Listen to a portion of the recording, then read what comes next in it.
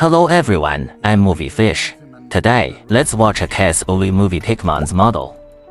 In 1909, in Arkham City, a holy land in the Cthulhu world, Thurber, the male protagonist, is drawing a semi-nude portrait of his girlfriend Rebecca in a manor house. The two exchange a few flirtatious words. At this moment, they hear the sound of the door opening downstairs. It turns out that Rebecca's father has come. Frightened, Thurber quickly dresses and jumps out of the window and runs away. Before leaving, he doesn't forget to kiss his girlfriend goodbye. Thurber is an art student at the prestigious Miskatonic University. He is quite famous at school and was the winner of the student art award last session. In class today, the teacher says that the registration for this session's student art award is about to close. Students, don't forget to sign up. This is a great opportunity to make a name for yourself. After saying that, the teacher waves and calls on the model to take a position. The drawing test is about to begin. Today, a new student joins. He is Pickman, who looks old. At first, Thurber doesn't pay much attention to Pickman. Following the teacher's instructions, he quickly completes the portrait sketch. Thurber has been drawing carefully when he feels that Pickman is drawn intently. Pretending to wash his hands, he runs over to peek. Thurber's thoughts are overturned.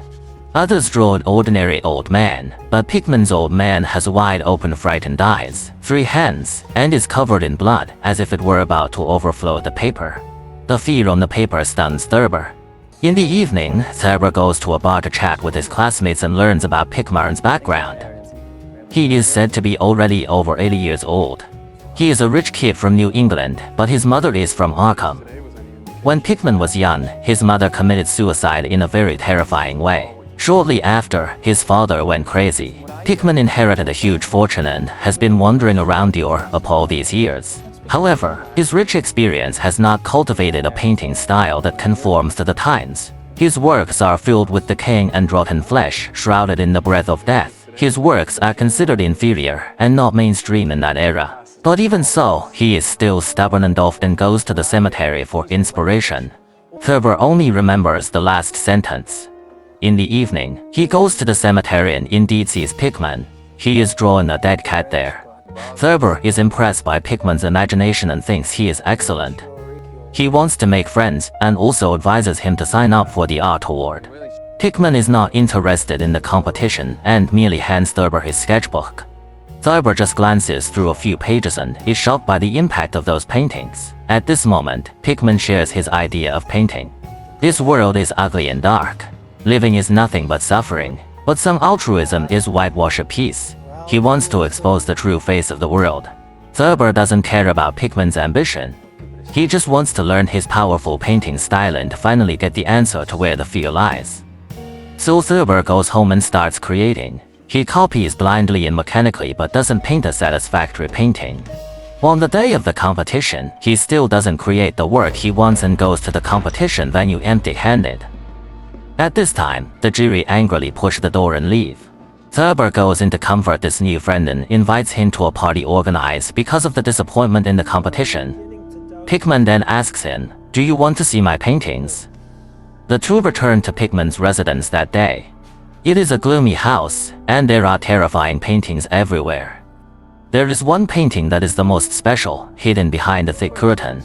Pickman pulls open the curtain and then tells the story of his family. His family has lived in New England for several centuries. When he was a child, his mother told him family stories and mentioned a great-grandmother, who was condemned as a witch. Lavinia was finally tied to a stake and burned to death. What heinous thing did she do? Thurber sees the answer in that vivid painting. Lavinia killed her husband in a witchcraft ceremony, took the still-warm body as food and ate it with the members of the witch gathering. Thurber stares at the severed head in the painting and looks at the strange and excited smiles of those witches. It seems as if he can hear the sound of them chewing bones. Immediately, his hair stands on end and he turns and leaves. He vomits all the sour water in his stomach on the road. Just then, a carriage passes by. Inside, the man and the woman are doing something unspeakable. When they see Thurber, they stop the carriage and wave at him. Thurber seems possessed and walks over, but the originally vivid scene disappears. Instead, there is an ugly and deformed woman. When Thurber approaches, the woman stretches out her claws and tears his clothes. Then the scene changes. Thurber wakes up in bed. He thought he had had a nightmare, but his clothes are torn, just as in the dream. A classmate knocks on the door and tells him, "You slept too long. It's already afternoon." Thurber realizes something and quickly changes his clothes and goes to the manor to find his girlfriend Rebecca. It turns out that Rebecca's family has a banquet. She plans to take this opportunity to introduce Thurber to her family. Unexpectedly, he is not only late, but also loses all decorum in front of her family. Thurber feels like he's going crazy. The ugly, strange woman from last night actually follows him to the banquet. He wants to explain his rudeness to Rebecca, but the strange woman disappears again. Helplessly, he can only go back to find Pickman. However, Pickman has left at some point. All the paintings in the room are moved away. It seems as if no one has ever lived here, but there is a graffiti on the wall. It looks exactly like the scene that scared Thurber just now at the banquet. The strange woman suddenly appears behind Thurber's future father-in-law. Time flies to 1926. Thurber hasn't seen Pickman for 17 years.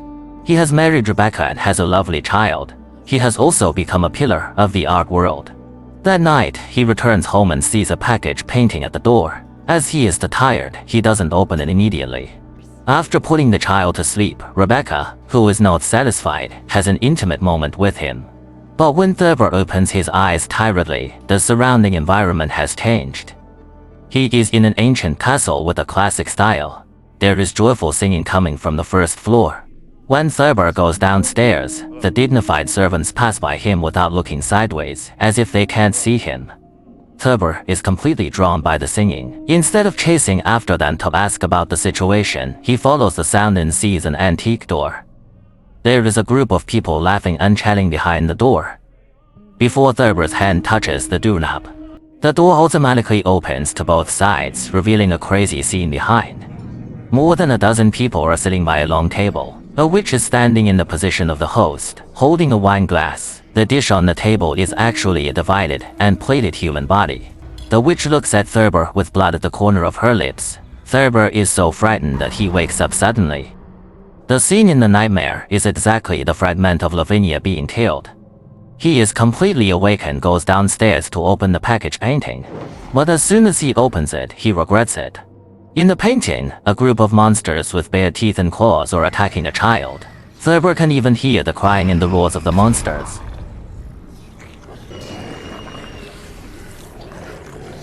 He suddenly has a splitting headache and wants to commit suicide right there. At the moment when he is about to lose control, Rebecca shouts at him from behind. Thurber instantly comes to his senses. He takes Rebecca to the next room to chat and learns that the painting is sent by Pickman.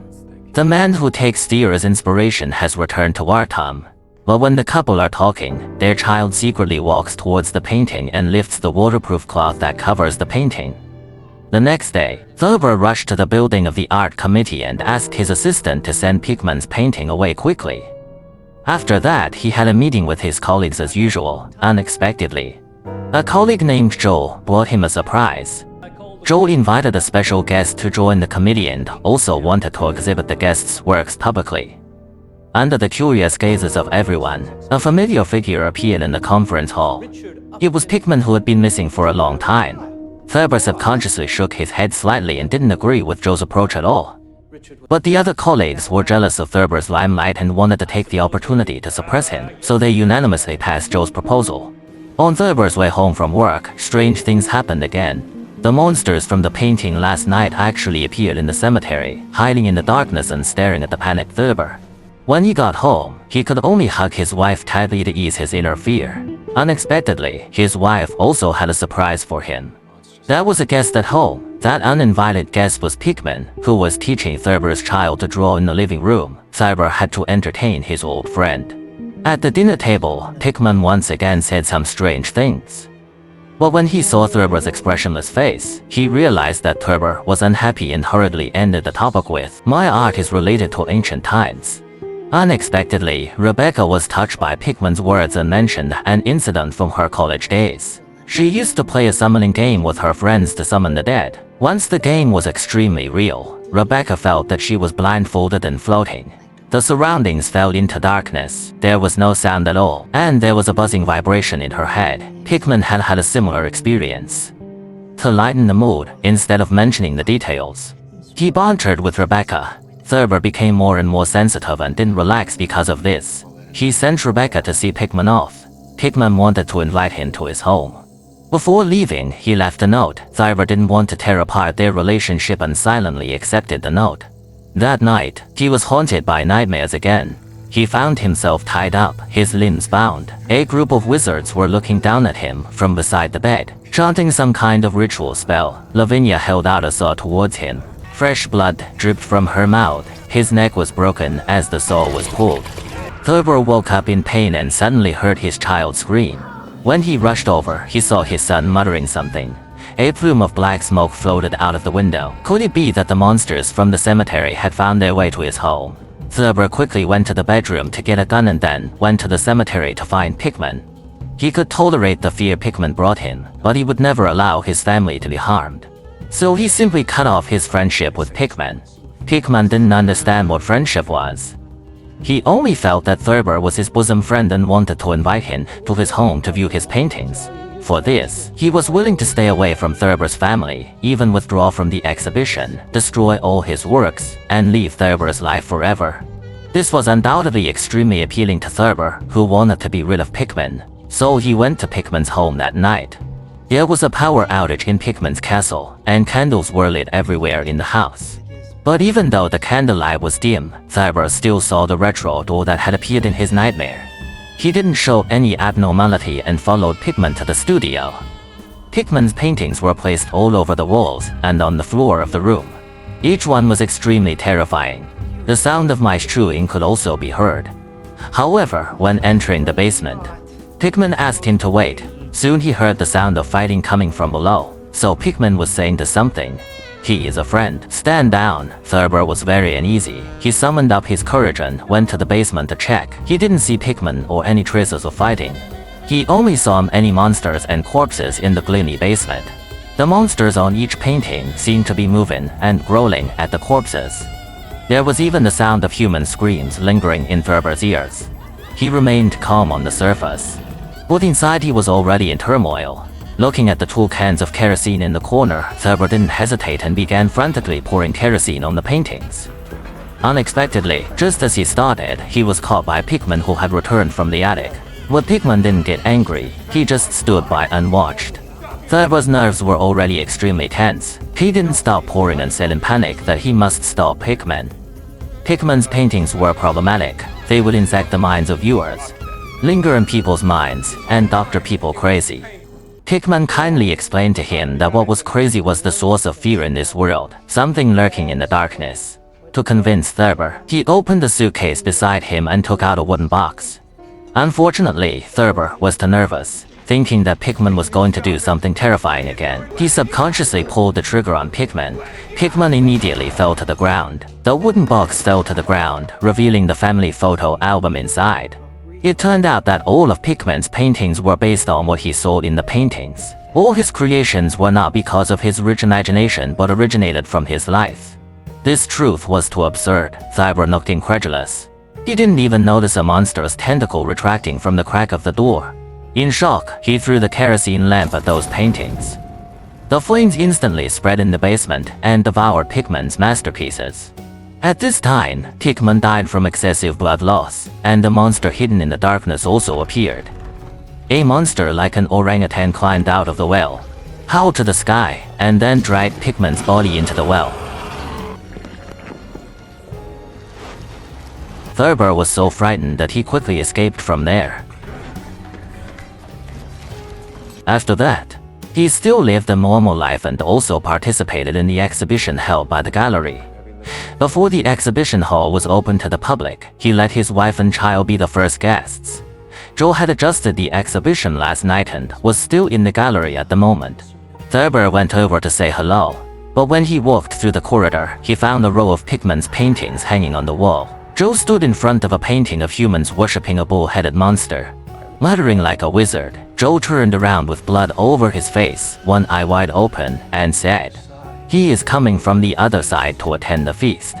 Thurber quickly went to find his wife and child and took down Pickman's painting in front of them. Rebecca and the child seemed unaffected. He was finally relieved. He asked the two to go home first and he stayed behind to deal with Pickman's works and deal with College Joe with his assistant. He reminded his assistant not to stare at the paintings. After dealing with the exhibition, he was exhausted and hurried home. At the door, he almost broke down emotionally, but he quickly suppressed his emotions, with a smile on his face. He went to the kitchen and apologized to his wife, saying that everything was over and life would get better slowly. From now on, he would still be a good husband who cares for his family. Rebecca was cutting something with her back to Thurber and said, "I know where he is." Thurber didn't understand the situation. But Rebecca didn't give him time to think at all. She directly turned around and stared at Thurber with her empty eyes without eyeballs. Blood was flowing on her face, and her severed fingers were also bleeding. But what made Thurber even more terrified was that the child was gone.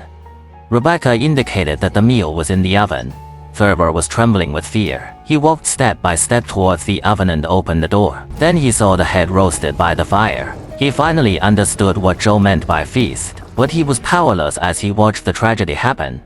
The voice of the deceased Pickman appeared in the background. Now it's time. It's time to see what's waiting for us in the darkness. The story Pickman's model ends here. Hey everyone, today's movie trip is over. Thanks a lot for your likes and comments. You're like Film Academy pros with deep insights and love for flicks. Your likes and comments are like the force, always be with me. You're the shining stars in my movie world. I'll bring more surprises next time. Let's keep exploring movies.